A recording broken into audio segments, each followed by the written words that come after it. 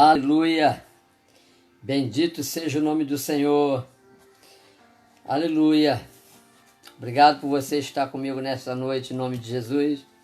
Estaremos já dando início nessa noite à nossa live da palavra, agradecendo a Deus pela sua vida, pela sua companhia. Que o Senhor nos abençoe rica e poderosamente nesta noite que Ele marcou para nos abençoar. Em nome de Jesus, um pouco atrasados, mas eu quero agradecer porque você escolheu estar nesse momento comigo.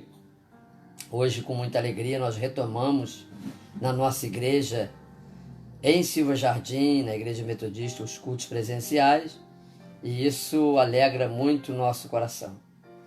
Louvado seja Deus, mas eu não poderia deixar de partilhar com vocês a palavra do Senhor no meu coração, que Ele colocou no meu coração nesta noite. E eu quero ler com você o texto da palavra que se encontra no livro dos Atos dos Apóstolos, capítulo 6, do versículo 1 ao versículo 8. Atos dos Apóstolos, capítulo 1, do versículo 6 ao versículo de número 8. Nos diz assim a palavra: Ora, naqueles dias, multiplicando-se o número dos discípulos, houve murmuração dos helenistas contra os hebreus, porque as viúvas deles estavam sendo esquecidas na distribuição diária. Então os 12 convocaram a comunidade dos discípulos e disseram: Não é razoável que nós abandonemos a palavra de Deus para servir às mesas. Mas, irmãos, escolhi dentre vós 7 homens de boa reputação, cheios do Espírito e de sabedoria, aos quais encarregaremos deste serviço. E quanto a nós, nos consagraremos à oração e ao ministério da palavra. O parecer agradou a toda a comunidade e elegeram Estevão, homem cheio de fé e do Espírito Santo, Filipe, Prócoro, Nicanor, Timão, Pármenas e Nicolau, prosélito de Antioquia. Apresentaram-nos perante os apóstolos e estes, orando, lhes impuseram as mãos. Crescia a palavra de Deus e em Jerusalém se multiplicava o número dos discípulos. Também muitíssimos sacerdotes obedeciam à fé. Estevão, cheio de graça e poder, fazia prodígios e grandes sinais entre o povo. Louvado seja Deus. Eu quero orar junto com você nesse momento, em nome de Jesus. Senhor, muito obrigado pela tua graça, pela tua misericórdia, pelo teu favor, por esse dia maravilhoso que tu nos concedestes, por termos chegado às nossas igrejas, tendo cultuado ao teu nome, tendo orado, louvado, recebido a tua palavra, que tu nos abençoes poderosamente nesta noite, a cada um dos meus irmãos que escolheram passar, Senhor, esse tempo aqui comigo de ministração da palavra. Nós queremos aproveitar a oportunidade para também abençoar, Senhor, a muitas famílias que ainda estão sofrendo com a Covid-19 e interceder para que a tua bênção de cura, de restauração, de consolo para as famílias que também tiveram seus entes queridos levados pela Covid-19, pessoas que morreram. Nós oramos para que o Senhor venha consolar e confortar os corações. Ajuda-nos para que neste tempo, Senhor, possamos retomar a nossa vida normal, nossa rotina de trabalho, de atividades, e supra, Senhor, de modo especial as necessidades daqueles que ficaram durante esse período de pandemia desempregados, aqueles que estão dependendo do auxílio emergencial do governo. Senhor, nós sabemos que o melhor e mais eficaz auxílio vem do céu, vem da tua poderosa mão. Em nome de Jesus, nós oramos nesta noite, te pedindo, Espírito Santo, que tu estejas agindo de forma poderosa no nosso coração, no nosso país, na nossa nação, na vida dos nossos governantes. Senhor, que amanhã, segunda-feira, seja um novo dia de uma semana de atividade cheia de surpresas, de novidades que o Senhor tem preparado para nós. Nós oramos em nome do Senhor Jesus e nos abençoes nesta palavra que agora receberemos, que pelo poder do Teu Espírito sejamos, Senhor, agora abençoados, alimentados com a Tua palavra. Nós oramos em nome de Jesus. Amém. Aleluia. Palavra do Senhor Jesus lida nesta noite para o nosso coração. O relato da história de Estevão declara que ele era cheio de fé e de poder e que fazia prodígios e grandes sinais entre o povo. E mesmo alguns que eram das sinagogas se levantando contra ele, não podiam resistir à sabedoria e ao espírito com que ele falava. Esses homens subornaram outros para dizerem que o ouviram proferir blasfêmias contra Moisés e contra Deus, e com isso excitaram o povo, os anciãos e os escribas para que ficassem contra ele, o levando ao conselho. As falsas testemunhas também tiveram no conselho dizendo que Estevão de fato dizia mentiras, blasfêmias contra o templo, considerado o lugar santo, e também contra a lei, contra aquilo que eles acreditavam.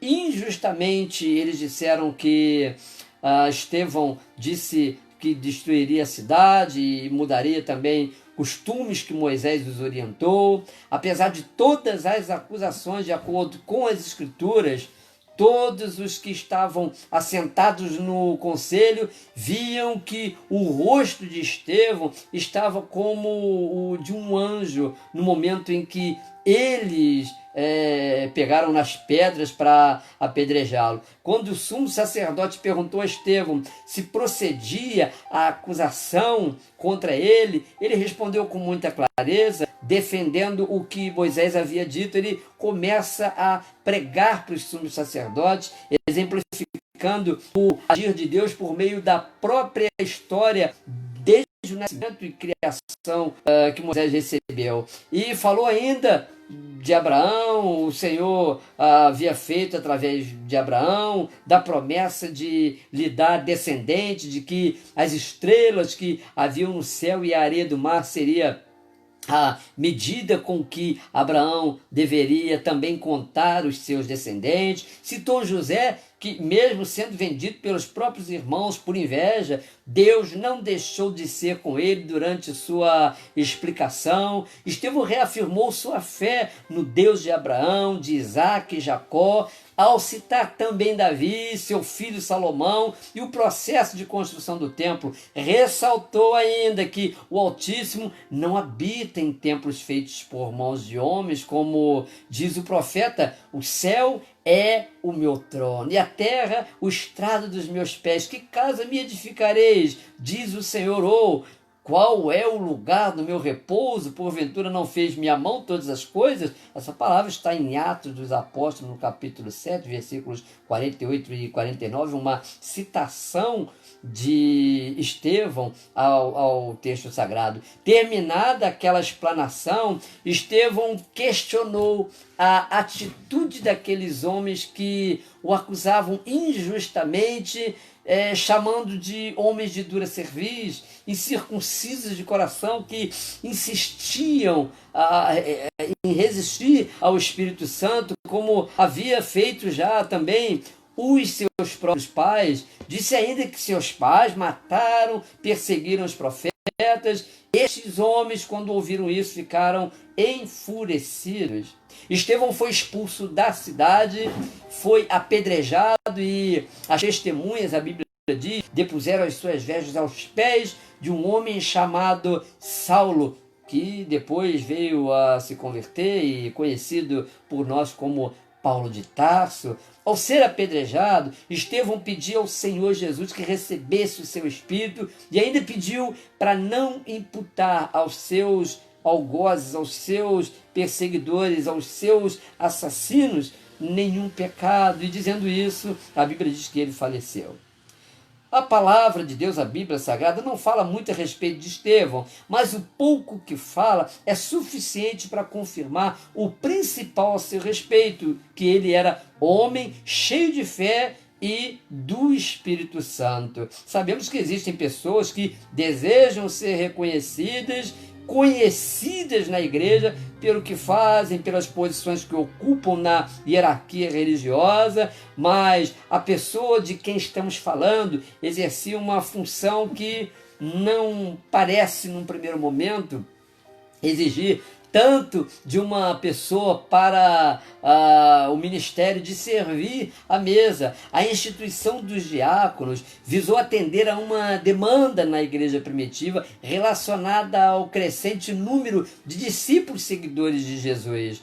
Vamos nos lembrar que esse fato ocorreu depois da morte de Jesus, tendo já se manifestado na igreja o Espírito Santo, e a igreja já experimentava ali um aumento significativo depois do Pentecostes, o número de pessoas convertidas ao cristianismo cada vez mais crescendo. Havia uma preocupação, portanto, por parte dos apóstolos com que podemos entender um problema positivo. Sim, nem todos os problemas vêm para instalar o caos, mas para promover a ordem. E era essa a realidade que a igreja primitiva enfrentava naquele momento. Os apóstolos atentaram para a prática da murmuração por parte dos discípulos de fala grega contra os discípulos de fala hebraica, quanto à distribuição dos alimentos por parte deles, que já não conseguiam atender a demanda por causa da pregação que tinham que fazer da palavra, da oração junto ao povo, e ao mesmo tempo se manterem atentos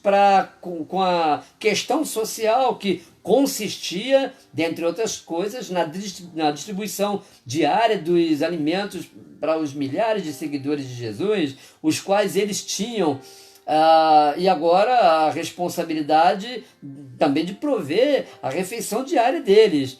Ora, o mestre já não estava mais no meio deles para multiplicar pães e peixes, e nem se ouviu em nenhuma outra parte da Bíblia está escrito que isso tenha acontecido por parte dos discípulos, porque o evento da multiplicação dos pães e dos peixes, enquanto Jesus estava fisicamente com os discípulos, tinha um objetivo específico que ia muito além da satisfação da necessidade do corpo. Para entendermos o que estava acontecendo realmente, precisamos conhecer como estava o coração dos apóstolos e de todos os discípulos liderados por eles naquele tempo, logo após a morte e a ressurreição de Jesus. Vamos ao contexto da realidade lendo Atos dos Apóstolos, capítulo 2, dos versículos 44 ao versículo 47. E diz assim a palavra: que todos os que creram estavam juntos e tinham tudo em comum, vendiam suas propriedades e bens, e distribuindo o produto entre todos, à medida que cada um tinha necessidade, eles iam distribuindo seus bens. Diariamente, a Bíblia diz, perseveravam unânimes no templo, partiam pão de casa em casa e tomavam as suas refeições com alegria e singeleza de coração, louvando a Deus, contando com a simpatia de todo o povo. Enquanto isso, acrescentava-lhes o Senhor, dia a dia, os que iam sendo salvos. Era inegável que entre os que se reuniam havia fé, pois a Bíblia diz que todos creram, estavam juntos. O que significa que a instituição dos diáconos não tratava de uma atividade assistencialista por parte da liderança da igreja, mas de suprimento de necessidades dos próprios irmãos e irmãs na fé. Então vemos aqui já uma diferença muito grande na proposta do discipulado de Jesus e o assistencialismo praticado por outras pessoas. Aqui trata-se de um grupo de pessoas já convertidas, cuja necessidade principal estava suprida, que era a da salvação em Cristo, mas sem ignorarem os apóstolos a outra parte também muito importante relacionada à alimentação. O tempo não dá para falarmos da situação econômica e social do povo naquele tempo, mas vemos na ideia de as pessoas estarem juntas uma forma de amenizarem as necessidades que eram mútuas, né? Necessidades umas das outras, enquanto eram nutridas pelo ensinamento por parte dos apóstolos, fundamentando aos novos convertidos a fé que acabavam de abraçar. É claro que não podemos contextualizar a igreja primitiva com a igreja da atualidade, de acordo com a motivação que os cristãos tinham de venderem as suas propriedades e bens, junto com a distribuição do produto entre os irmãos. Se analisarmos, os cristãos estavam ainda sob forte impacto das palavras de Jesus, que declarou que voltaria para buscar a igreja, que os apóstolos interpretaram ao pé da letra as palavras que ouviram de Jesus, que se sentiram também estimulados ao ensinamento de que a volta do Senhor para eles seria ainda naqueles dias. Com certeza, muito tempo, ou pouco tempo depois, melhor dizendo, já com o amadurecimento da própria liderança da igreja, por parte dos 12 apóstolos em relação à missão da igreja no mundo, e diante de uma situação econômica e social muito precária que se instalou na região, pelo próprio Espírito Santo, foram orientados a recobrarem o bom senso e compreenderem que havia muita coisa para acontecer até a volta de Jesus. Mas àquela altura, com a venda das propriedades, na iminência da volta do Senhor, os irmãos que estavam juntos todos os dias perderam também as suas atividades econômicas, e isso trouxe sérios problemas para a comunidade dos cristãos, que, enquanto via crescer o número dos discípulos, também via crescer a necessidade de mais alimento para atender a todos, além de pessoas que se dedicassem também exclusivamente de servir à mesa. A demanda ficou maior. Para que você entenda um pouco o que eu estou querendo dizer sobre a realidade do que este texto da Bíblia quer nos dizer, vou fazer aqui uma comparação simples com uma situação que você já deve ter vivido. Retiro de carnaval. Você já participou de retiro de carnaval? Retiro espiritual. Você já participou de um retiro espiritual? Ou até mesmo a cantina da igreja, a preparação da cantina da igreja. Não dá para a gente pensar em alguém que esteja em plena atividade nestes eventos, preparando o alimento para as pessoas que estão ali participando, como também este mesmo alguém ser um dos palestrantes das oficinas ou um dos pregadores do culto da noite. E esta era a realidade que estava vivendo a igreja quando os apóstolos viram a necessidade da instituição dos diáconos, ou seja, eles já não tinham mais tempo para se prepararem como deviam para a pregação, o ensinamento e a oração na igreja, porque em algum momento do dia se lembravam que pessoas que estavam ali com eles, os ouvindo pregar e ensinar, iam daqui a pouco precisar de se alimentar, e provavelmente era aquela confusão. E era nessa confusão que o texto dá a entender que os cristãos de fala grega começaram a se sentir prejudicados na hora da distribuição dos alimentos, enquanto que os cristãos de fala hebraica tinham prioridade no atendimento. Talvez isso tenha a ver com a aglomeração de pessoas que se converteram e resolveram fazer parte da igreja primitiva de Jerusalém, gente vinda de outras partes da região que viviam exatamente a expectativa do momento do arrebatamento da igreja e queriam estar juntas dos 12 apóstolos para quando isso acontecesse. Porém, acontece que o tempo passava e Jesus não voltava, e quem tinha vendido as suas propriedades e se desfeito dos seus negócios, trazido aos pés dos discípulos o dinheiro que provavelmente era revertido, convertido em bens emergenciais, perdeu a sua fonte de renda, o que posteriormente resultará numa imensa crise financeira que atingirá a igreja de Jerusalém, ao ponto de as outras regiões evangelizadas pelos discípulos da diáspora, quando a igreja em Jerusalém foi perseguida e se espalhou assim o evangelho para outras regiões, né? eles tiveram de enviar mantimento para o sustento dos cristãos em Jerusalém. Isso vai acontecer mais tarde, o apóstolo Paulo mesmo vai fazer coleta na igreja para encaminhar para Jerusalém. Mas vejam que as intenções eram boas, estarem unidos os irmãos era maravilhoso, mas nós estamos falando de um contingente de mais de 3.000 pessoas na igreja naquele tempo. Se considerarmos a pregação de Pedro, que num só dia resultou em mais de 3.000 almas convertidas. Perseverar no templo, por exemplo, é uma informação muito preciosa que faz a gente compreender estas coisas acontecendo aos cristãos no tempo em que os convertidos ao cristianismo eram em sua maioria judeus e não haviam sido ainda proibidos de frequentarem o templo. Além disso, iam também às casas uns dos outros para dividirem o que também tinham para comer, fortalecendo-se a igreja cada vez mais na comunhão entre os irmãos. E por fim, a igreja primitiva, simpática no meio da sua geração, de forma que a comunidade, de um modo geral, gostava de ver aquele modo de viver dos irmãos.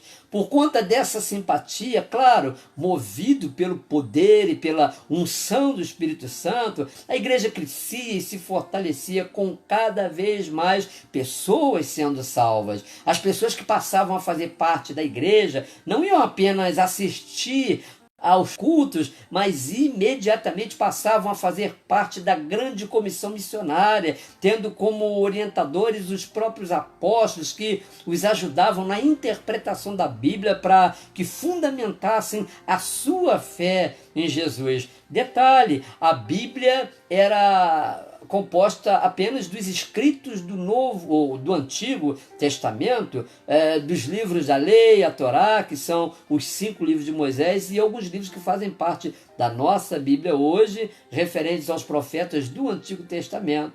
Eu iniciei falando sobre uma situação que poderia ser um problema no sentido negativo se a liderança da igreja, composta pelos apóstolos, não atentasse para a solução. E a solução estava em os apóstolos não se sobrecarregarem com tarefas que, mesmo sendo importantes, lhes tirasse da parte que cabia a eles, ou seja, orientar a igreja através da pregação da palavra e da oração. Nunca podemos achar que as coisas simples de resolver não são importantes para serem resolvidas.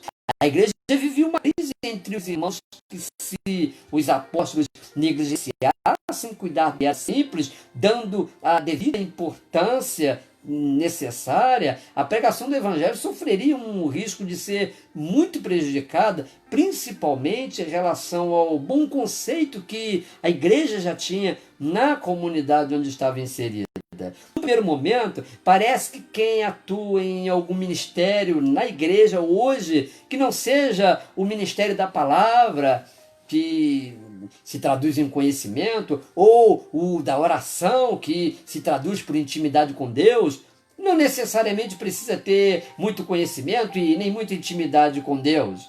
E quando pensamos dessa forma, na verdade, fazemos uma distinção de valor sobre o que uma e outra pessoa faz na igreja, como se quanto mais importância no contexto missionário for a função, mais cheio do Espírito Santo uma pessoa terá que ser. E no caso, a gente entende que para Deus isso não tem cabimento, porque todas as tarefas no reino, tudo aquilo que nós fazemos na igreja do Senhor, tem o seu valor, tem a sua especificidade, tem a sua importância. Esse é o entendimento humano e carnal das coisas, porque a ordem de ser cheio do Espírito Santo é tanto para quem serve ao altar, como para quem está à porta da igreja, do templo. É interessante que, se organizamos um evento na igreja, um seminário, um culto missionário ou um culto de celebração especial, como costumamos dizer, tomamos sempre muito cuidado e justificamos que debaixo de oração foi que escolhemos as pessoas que vão dar o seu testemunho no altar, que vão pregar. Mas quando se trata de tarefas consideradas mais simples, parece que damos importância menor, né, de como está a vida da pessoa com Deus em relação àquela função que ela vai exercer, porque consideramos que as pessoas não necessitam da unção do Espírito para algumas tarefas na igreja, principalmente aquelas que menos são vistas pelas pessoas. E nisto nós esquecemos da importância no critério de seleção que deve começar, acima de tudo, com oração. E o parecer do Espírito Santo para a escolha das pessoas que farão, seja qual for a tarefa, de todo o coração e boa vontade, porque não tem interesse em fazer bem feito só porque as pessoas estão vendo, mas se esforçam por fazer bem feito, porque sabem para quem estão fazendo.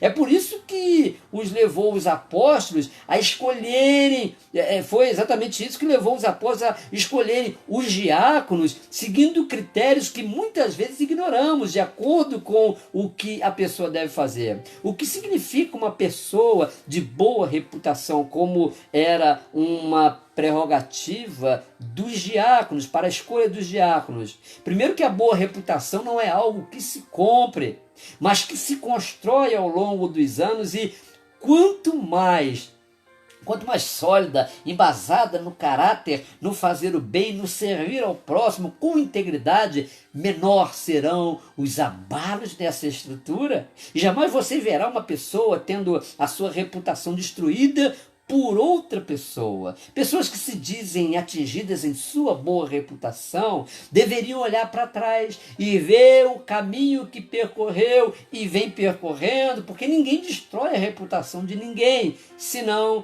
a própria pessoa, pois ela é a mesma que pratica os atos condenáveis e que uma hora são descobertos e reprovados. Então, nesse sentido, a responsabilidade pela sua má ou boa reputação não é minha, nem é de ninguém, mas é sua. A boa reputação é caráter, dignidade, integridade, honestidade em ação. Todas estas qualidades foram vistas nos 7 diáconos escolhidos pelos apóstolos sob a orientação do Espírito Santo, debaixo de oração, dentre os quais Estevão, considerado o primeiro mártir. Muito embora o nome dos demais não tenha muita ênfase, mas tem também a sua importância, Estevão se destaca. E na oportunidade que teve, Estevão provou sua qualidade para servir à mesa como um homem de boa reputação, cheio do Espírito Santo, tendo chegado a uma fase da vida em que nada mais lhe importava, como alguém decidido não somente a viver para a glória de Deus, senão também morrer para a glória de Deus. Acontece que Estevão começou a desagradar os chefes da sinagoga, porque eles se viam como os líderes religiosos, né? Naquela época. Eles viam a Estevão dotado de poder, de unção que eles não tinham. Eles viam em Estevão graça, poder, prodígios, sinais que operava entre o povo. E quando eu digo entre o povo, tem muita diferença de dizer diante do povo. Entre o povo quer dizer que cada vez mais crescia a boa reputação de Estevão, porque o Espírito Santo operava através dele para abençoar as pessoas, o que causava confusão aos líderes da sinagoga, aos sumos sacerdotes. A própria reputação dos sumos sacerdotes era abalada, os chefes da sinagoga ficavam intrigados cuja presença, né, deles na comunidade de Israel era apenas uma aparência inerte diante do povo, sem qualquer expressão de vida para compartilhar com as pessoas, aqueles que naquela época eram considerados os pastores do povo de Deus. A Bíblia não nos dá muitas informações a respeito de Estevão, mas o que relata sobre ele é suficiente para reconhecê-lo como um autêntico servo de Deus, credenciado pelo Espírito Santo para um ministério diversificado. Há quem defenda, inclusive, que Estevão fosse samaritano, que seria um motivo ainda maior para a sua condenação por parte do Sinédrio, porque os judeus consideravam os samaritanos como a pior classe de gente. E cresceu a fama de Estevão em Jerusalém, ao ponto de alguns da parte da própria sinagoga, possuídos de inveja contra ele, incapazes de superá-lo no conhecimento das Escrituras, como também, por causa da unção do Espírito que estava sobre ele, subornam a alguns homens marginais da comunidade para dizerem mentira a seu respeito, acusando-o de blasfêmia, pecado que incluía a pessoa na execução por apedrejamento. Conseguindo os anciãos dos judeus e os escribas, inclusive, testemunhas que confirmassem falsamente o crime cometido por Estevão. Mas nem mesmo ver refletido no rosto de Estevão a imagem como de um anjo foi suficiente para causar qualquer dor no coração daquelas pessoas que já estavam decididas ao veredito sobre o servo de Deus. Antes mesmo do seu julgamento, eles já tinham dado a sentença.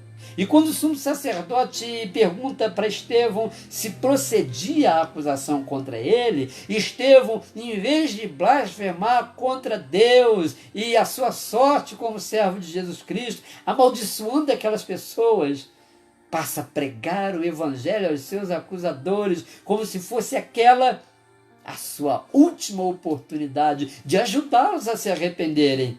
E foi. Mas será que havia alguém ali que realmente pudesse se converter diante do testemunho de Estevão, de tão endurecido que estava o coração daquelas pessoas? Estevão começa a pregar para os sumos sacerdotes tudo aquilo que eles já conheciam, mas não tinham autoridade do Espírito para comunicar às pessoas da forma como ele estava fazendo.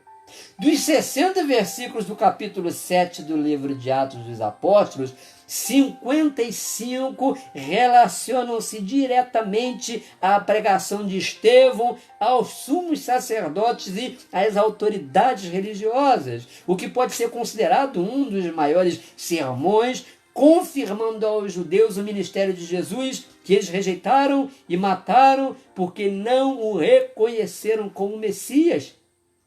Nas suas últimas palavras, antes de ser apedrejado, olhando para o rosto dos seus acusadores, cheios de ódio contra ele, Estevão não viu em suas mãos as pedras que lhe tirariam a vida. Sabe por quê?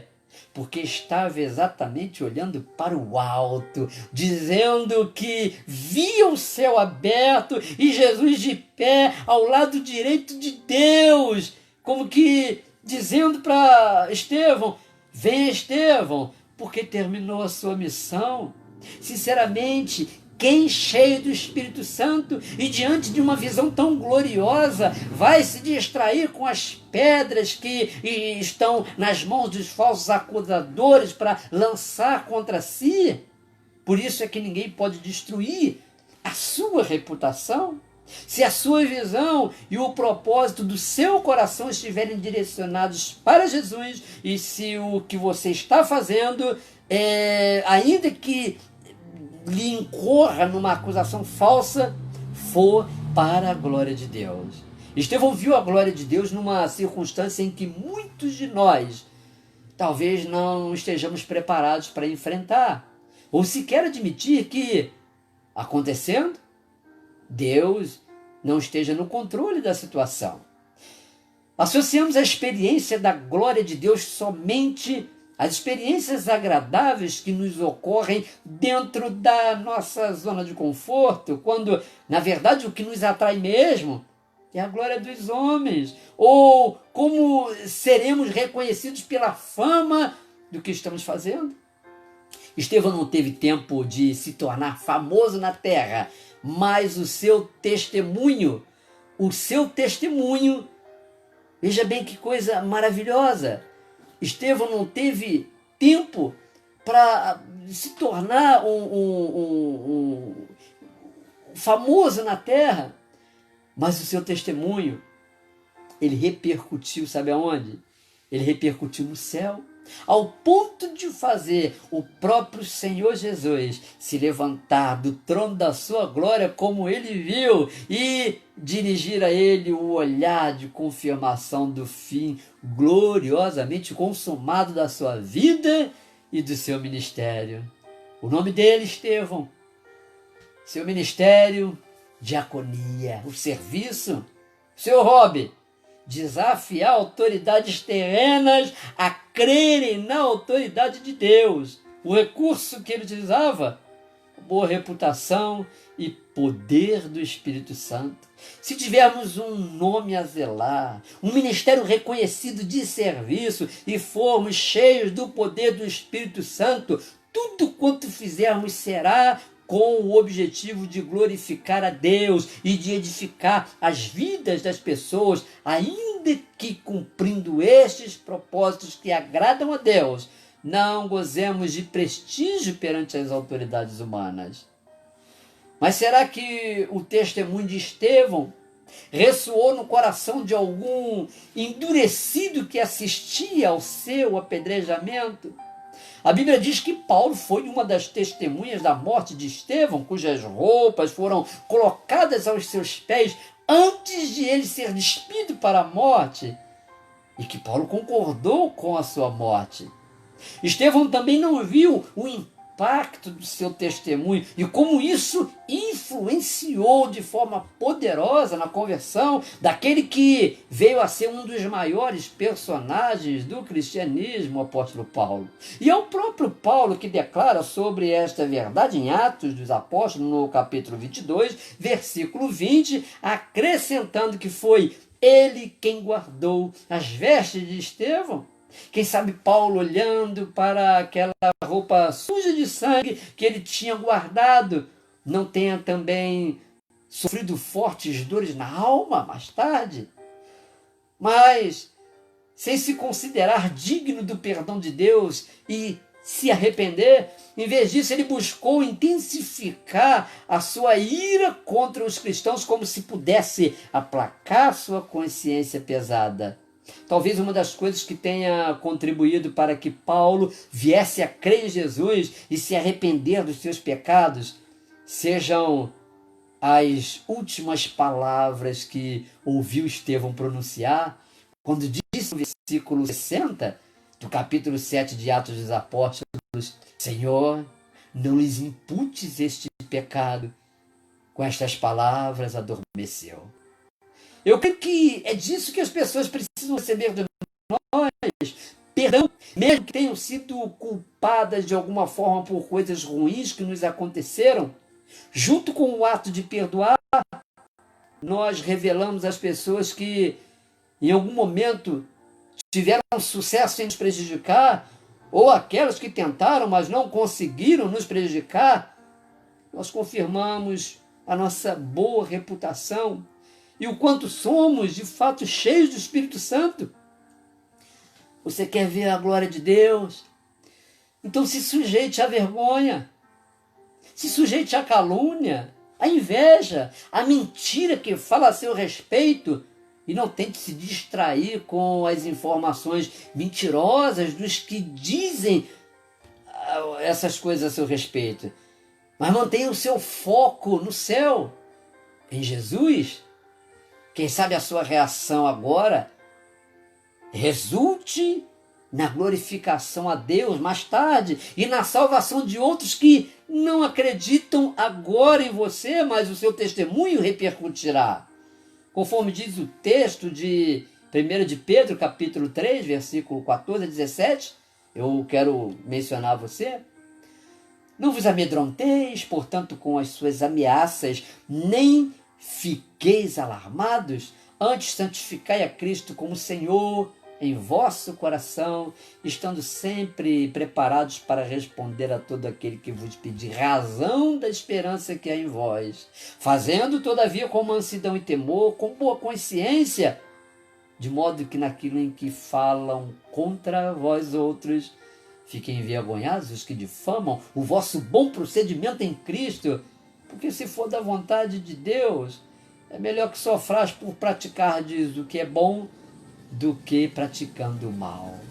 O nosso bom testemunho, meu irmão, minha irmã, porém, é acompanhado pela boa consciência, com mansidão e temor.